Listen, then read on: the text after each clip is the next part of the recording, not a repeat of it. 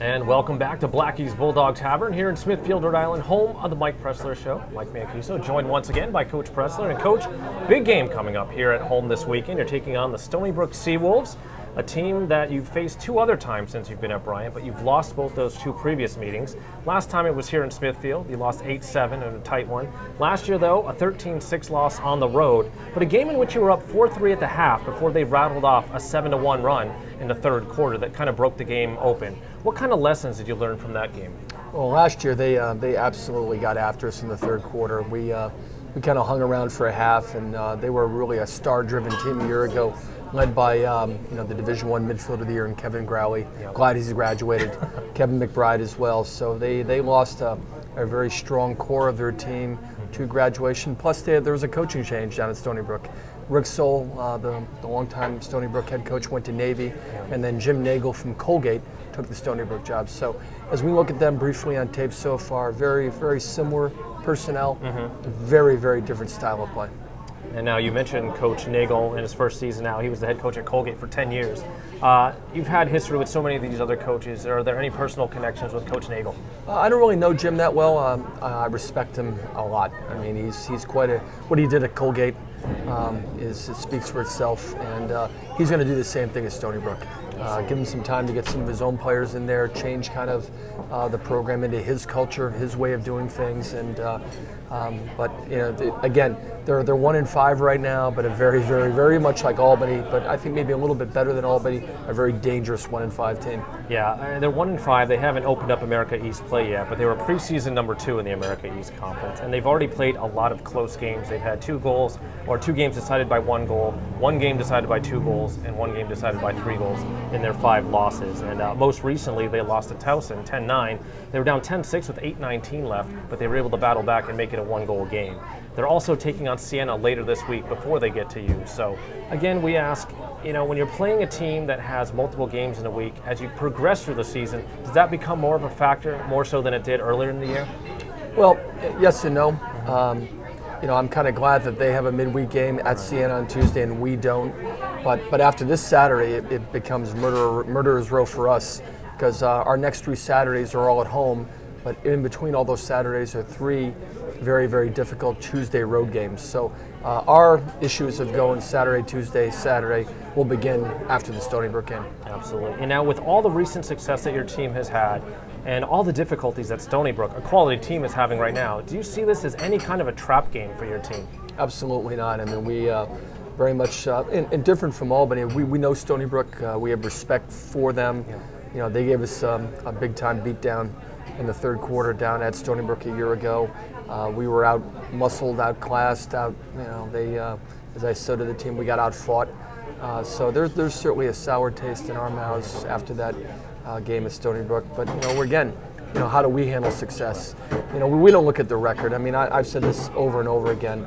We look at what we see on tape. We look at what we see in the scouting report. And what we see is a dynamic offensive team, a very new team defensively.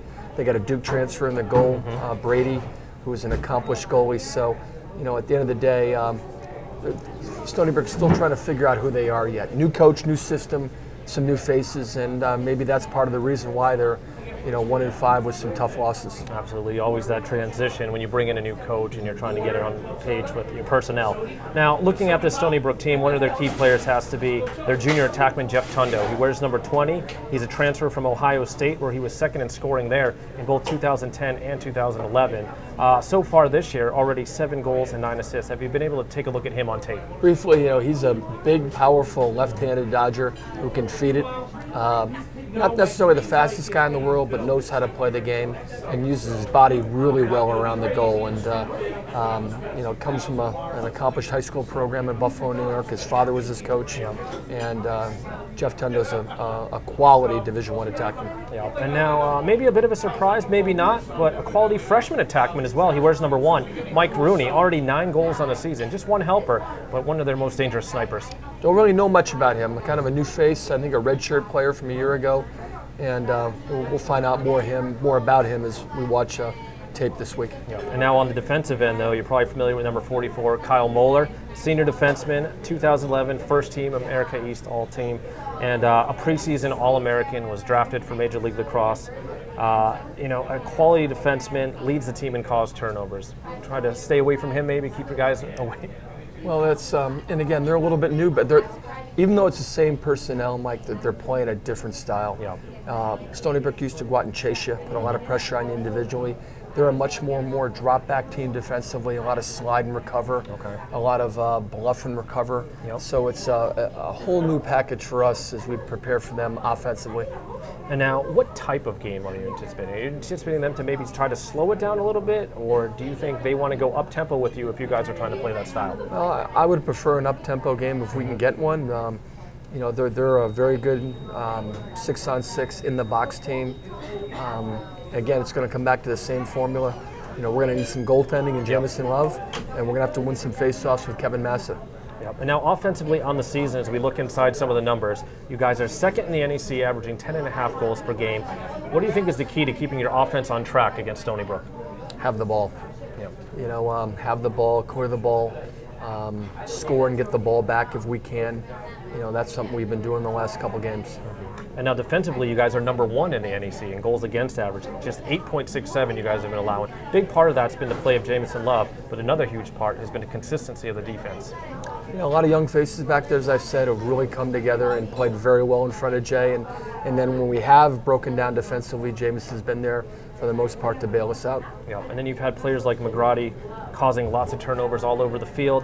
9.5 turnovers caused for your team, number 1 in the NEC. How much of a key is that going to be for your team this week? Well, again, we got some big rangy defensemen who have great sticks. Matt McGrady's from Vancouver, British Columbia. He's an indoor box player that plays with a short stick, so he's got a magical stick when the ball's up in the air, knocking down balls. We call those nuggets, intercepting balls, and Matt's done a great job with that all year.